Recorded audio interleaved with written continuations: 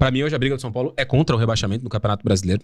Pra mim, não tem como fazer outra avaliação. O time que ganha 2 jogos em 14, ele briga pra não cair.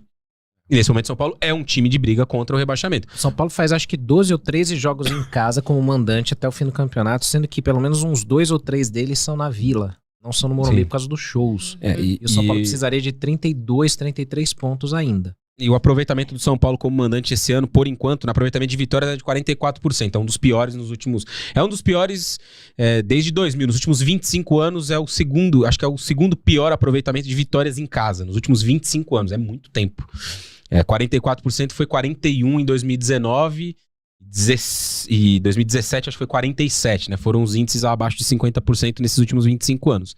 Então eu acho que esses dados, né? Eles revelam um pouco dessa urgência e a necessidade dos resultados, de sair logo dessa situação e de poder colocar a cabeça um pouco pra fora e, calma, respirar, olhar e aí tentar pensar em outros aspectos. Sendo muito pragmático, Senna, pra mim hoje, a briga é contra o rebaixamento, cair das Copas é a melhor coisa que poderia acontecer com o São Paulo, essa é a minha opinião. E eu respeito quem tem o sonho de ganhar a Libertadores, que pra mim é irreal. Quem tem o sonho de ganhar a Copa do Brasil, que pra mim também é irreal. Tá tudo certo, cada um faz a projeção que acha que pode fazer, que acha que o time pode entregar. Pra mim, não.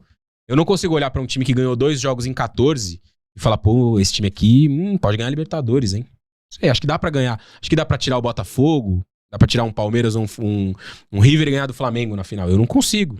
Pode ser que tenha alguém aí que consiga olhar e dizer isso. A Copa do Brasil, acho que nessa primeira perna agora dá pra passar.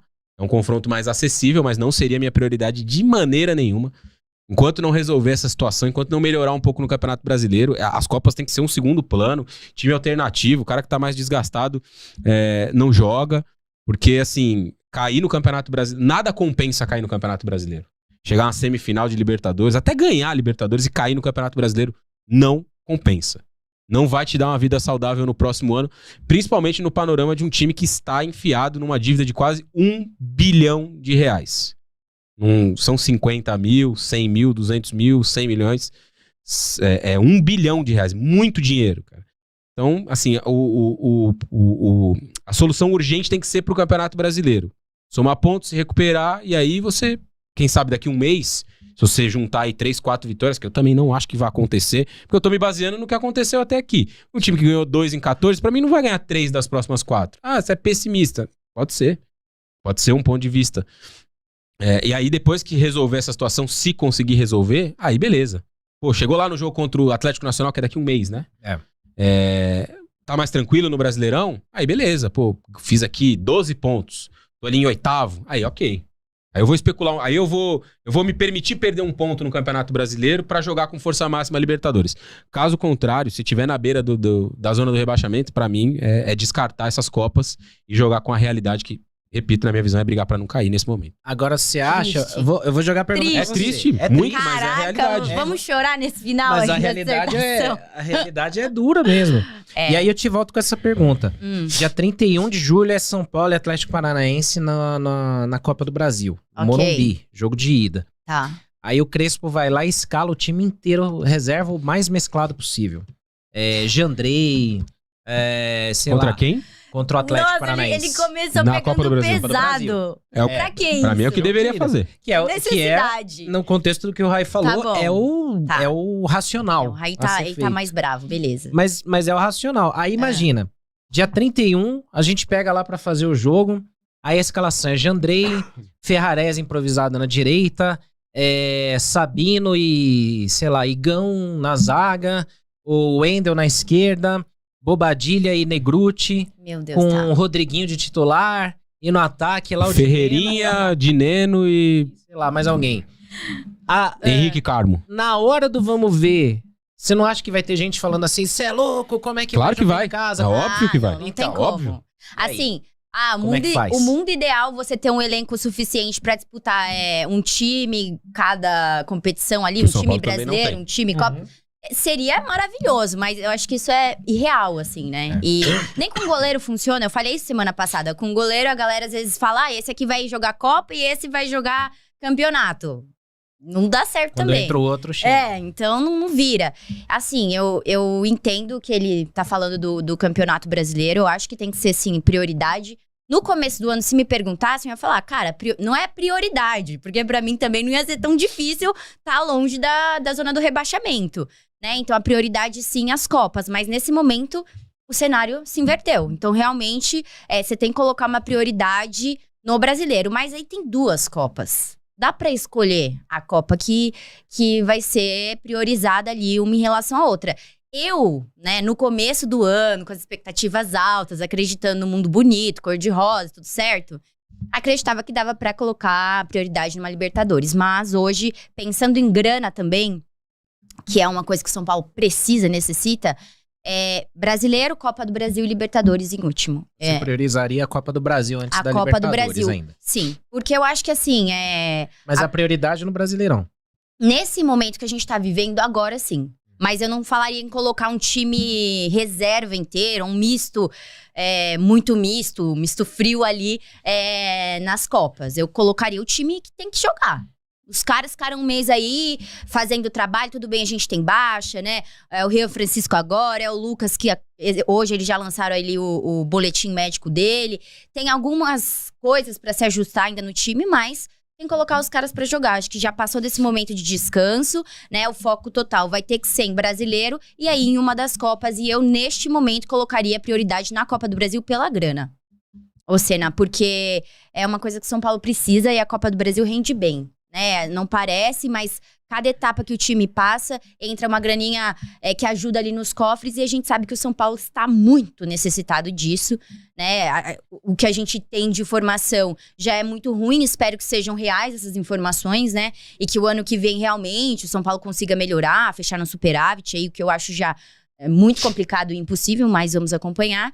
E é isso. Eu colocaria nesse momento, acho que o jogo realmente virou. Então, a prioridade vai ser o brasileiro. Não tem essa de colocar um time misto em campeonato brasileiro. Cada rodada vai ser essencial e uma final. Então, o São Paulo vai ter que jogar como joga em Copa no brasileiro, né? Porque eu sinto que esse elenco, quando chega em momento decisivo, vai pra cima, consegue reverter resultado, consegue ser incisivo, ganhar jogo. E no brasileiro não é tão assim. Acho que vai ter que inverter essa prioridade. Todos os jogos de brasileiro até o final do ano vai ter que ser uma final. São Paulo vai ter que vencer. E aí vai ter que escolher uma das Copas como prioridade aí. E querendo ou não, na minha opinião, melhor a Copa do Brasil, pelo dinheiro. Fazendo uma conta muito rápida, Senna, sobre o Campeonato Brasileiro ainda, né? Levando em consideração só resultados ali em casa que o São Paulo desperdiçou pontos. Sim. 2 contra o Sport, 2 contra o Fortaleza, 2 jogos contra 2 equipes que estão atrás do São Paulo na classificação, então ele poderia ter vencido. Vou ser generoso aqui em colocar 1 ponto contra o Vasco, que foi uma atuação vergonhosa, e eu acho que a sequência do Vasco, ela piora. O que aconteceu com o Vasco nesses últimos 2 jogos, eu acho que piora aquilo que aconteceu com o São Paulo no jogo contra o Vasco. Estou me referindo à derrota contra o Botafogo, em que o Vasco não jogou absolutamente nada, e o atropelamento que o Vasco sofreu no jogo do meio da semana contra o Independiente Del Valle. Mas vamos colocar 1 ponto naquele jogo. Cara, aliás, essa goleada, quando eu olhei, eu falei, não é possível que a gente tomou um vareio do Vasco. Eu assisti o jogo, é uma coisa inacreditável. Você olhar pra isso e lembrar daquilo. E aí tem o jogo contra o Mirassol. Também não vou colocar uma vitória, vou colocar 1 ponto. São Paulo teria, portanto, 6 pontos a mais. 2 contra o Sport, 2 contra o Fortaleza, 1 contra o Vasco e 1 contra o Mirassol. Dá pra pôr um pontozinho a mais aí do Cruzeiro, que não tava bem. Quando a gente empatou. Que aquele jogo do Cruzeiro foi um jogo que o São Paulo jogou muito desfalcado. E foi o jogo do ponto da virada do Cruzeiro, né? É a partir dali que o Cruzeiro dá a sua virada. Mas vamos somar esses 6. São Paulo teria 19. Porra. Ele seria aqui... ele teria 4 vitórias, ele seria 10º.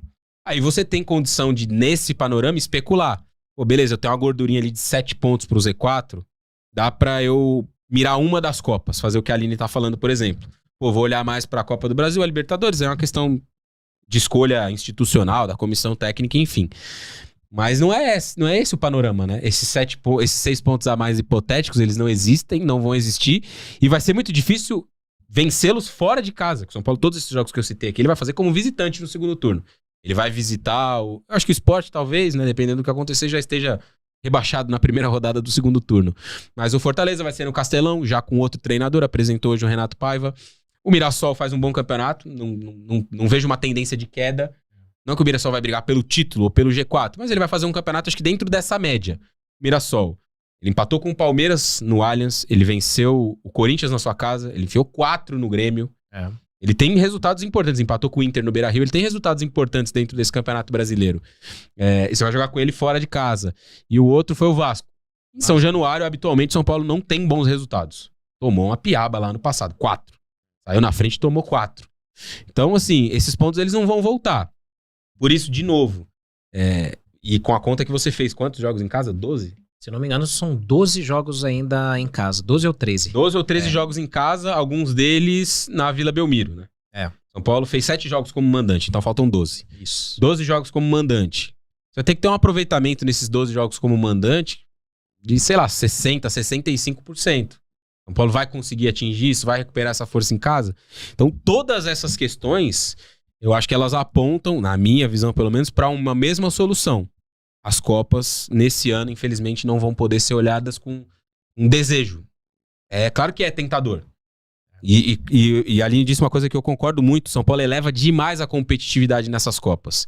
E os resultados nos últimos anos mostram isso. Uma final de Copa Sul-Americana, uma final e título da Copa do Brasil, uma outra semifinal de Copa do Brasil, jogando de igual para igual com o Flamengo. Eu não gosto do troféu de igual para igual, mas o São Paulo jogou de igual para igual com o Flamengo nos 2 jogos. São Paulo finalizou 33 vezes contra o Flamengo nos 2 jogos. E era o São Paulo do Nestor, do Igor Gomes, do Patrick. Não era um São Paulo com um super elenco. E foi também vice-campeão da Sul-Americana naquele mesmo ano. Eliminou 2 vezes o Palmeiras, na casa do Palmeiras. Então é um time que nas Copas, ele eleva a competitividade. Isso é fato. E isso poderia levá-lo longe. Só que para elevar essa competitividade nas Copas, você vai ter que focar energia nelas.